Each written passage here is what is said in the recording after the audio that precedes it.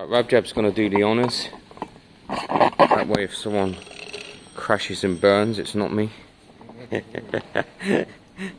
That's how much we care about you here, Rabjab. Remember, just go up and down a little bit, run the light a little bit, the brake a little bit. It should be much better.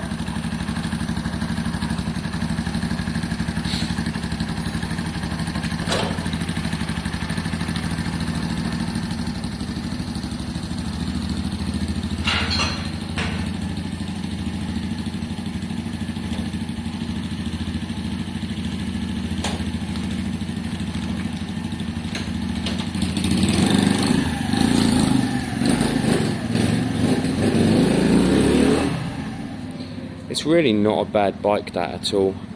I'm really torn as to how to price it. If I had the airbox on, I'd be pricing it at £1,000. I might order the airbox, put an alarm on it, get its MOT, and price it at £1,000, get 950-ish for it. I wouldn't have any issues at all getting 850 for it as it sits.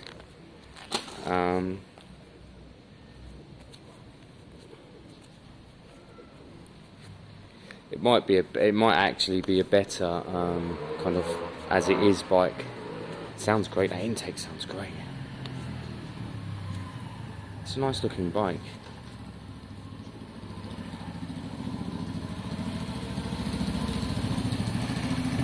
Let's get the battery on the lexmoto, because if we get the battery on, we get it up and started.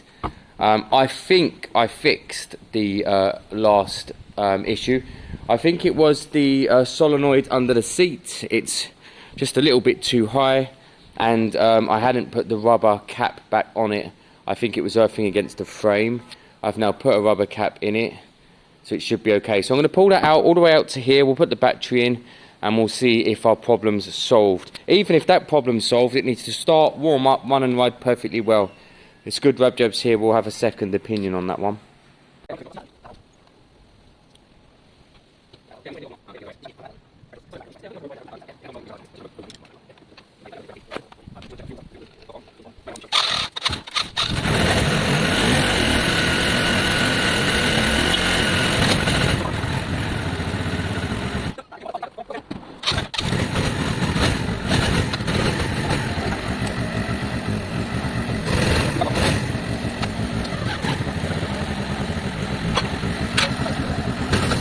Unrideable. Then the bike's finishing. Look. Whatever's going on there, guys, it's either these pressing on wires, could be down here, could be any of these. Although look, it only sits as far as here, and there's nothing there. So,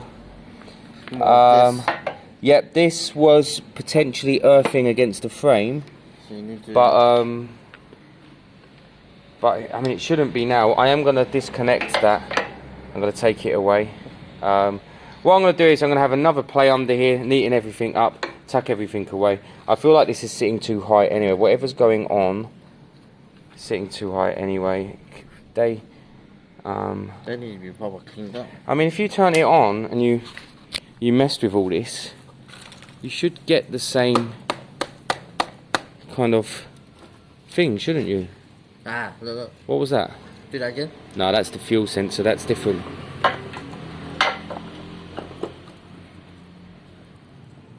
Because whatever's going on, it's the whole... I think the whole wiring needs to figure out. I can't work it out. I mean, there's nothing here that... I don't know. So the main thing I've done is turn this upside down, the solenoid. I've checked the area where the seat kind of sits, which is there and there, and it's not. I mean, it's not doing anything. It's not pressing on anything. So, well, you know, try again. I'm going to put the seat back on, bounce around.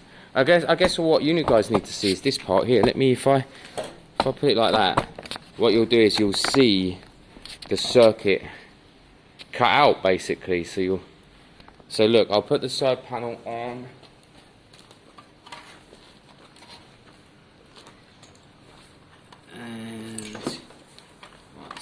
tunnel on.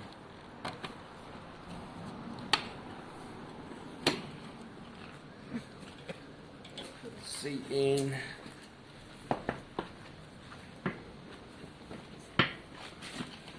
Sink that down.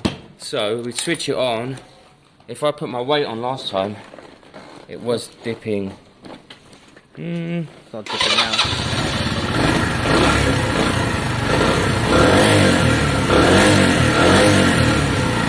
The only way to really check is to check. Let me throw the helmet on and the GoPro.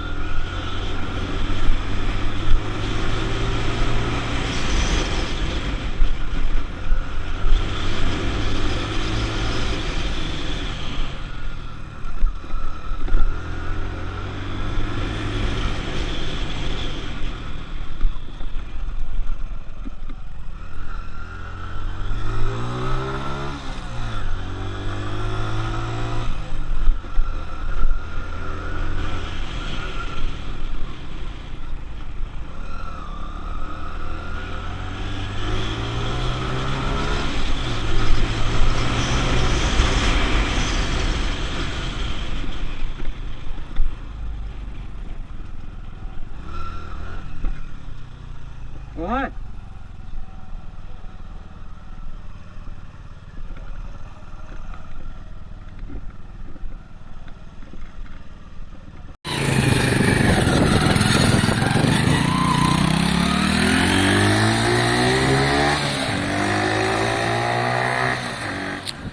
It's riding really well, guys. You should have seen the last GoPro run that I just did, and I was quite hefty on the bumps. It was obviously the solenoid was bridging with the seat, with the mounts. That's out the way now, that's done. It rides really well, it's got plenty of power. Rear brake's junk, but it's that double one.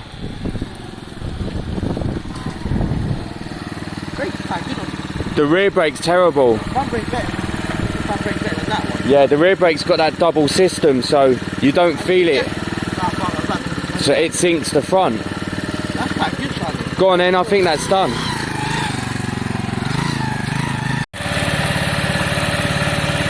quite like to get rid of them. Yeah, I know that. See, we haven't got a fuel gauge anymore, and that's because the fuel injection's gone. So part of me wants to work out how to get rid of them. It rides beautifully. Jab rides well? Yeah, it rides stunningly. I just want to show you, for everyone's peace of mind, including mine.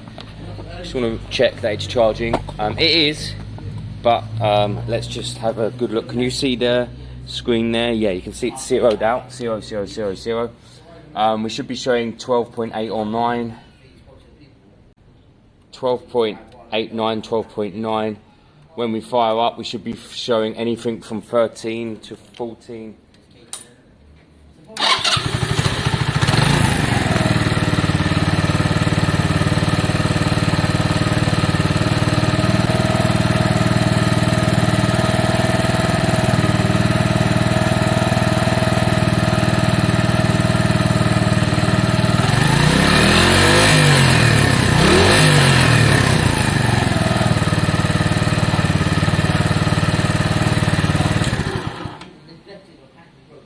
We're definitely charging there, guys. I mean, there's no doubt about it. That makes me feel better because it's a rubbish battery. Okay, well there you go. Honestly, I'm going to put a bolt in the seat, and this in my head is being advertised tonight. There's really not much more I can do to this one. Rear brakes feel rubbish on these, but they just do, guys. You know, they sink the front, and you don't feel like the back's working. And the mudguard, let me get you off the stand. Ideally, the mudguard would be flatted back and repainted, or I think you can get a new one for 30 quid. But there's a bit of a rough and ready look to this bike that I'm quite happy to flow with. We're looking at 850 quid. I was wondering about the old V5. I'm not going to bother doing it. I'm going to tell the new owners that the advert's going to say that they would have to apply for a V5 using a V62 form, because I don't want the hassle. I will check the VIN numbers now and write them down so that so that it's all kind of accessible. In fact, it's right here. Look, it's easy enough. Yeah, there you go. 08034. 08034. Okay, yeah, so we've got the VIN numbers there, and we'll have the engine numbers. Right, I'm going to push this out, although an annoying part of me does want to try and get rid of these, because I have to explain why they're on, whereas really they're just little lights, aren't they? Let me have a little poke around here because I'm annoying. Okay guys, so here it is. For me, this is the final product. There's nothing else happening. I can't even remember the ins and outs of what we've done, but new fuel tank, carb conversion, lots of electrical works. I've just done some nitty bits and pieces, so I've tightened all of the levers because these Chinese ones can all loosen up. They're all great now, and that's all these joints. I have cut the wires. There's no fuel gauge on it, and I don't want people panicking that there's an engine issue. It's on carb, so there's no way of that working. I've bolted down the seat. Well, to be completely honest, I've tied down the fronts, both sides. Putting a bolt through is very, very fidgety, and it's hooked under the back, so that's fine. And that's kind of it, really. Tyres are okay. It's got a year's MOT. Again, I'm not going to mess with the logbook. Someone who buys it will have to deal with all that. I'm not going to change the front mudguard. If I was to sit on this bike for 6 weeks, apply for the logbook, change the front mudguard, it'd be £1,000. But for that extra 150 quid, I'd rather get rid of it now and start fresh. So this is it. I'm going to get these photos. I'm going to get the advert up tonight. If you've seen my adverts, give it a like. At 850, it's not exactly spares or repairs, but I'm not that worried about the longevity of this bike. If it lasts forever, that's unbelievable. If it doesn't last that long, then that's life.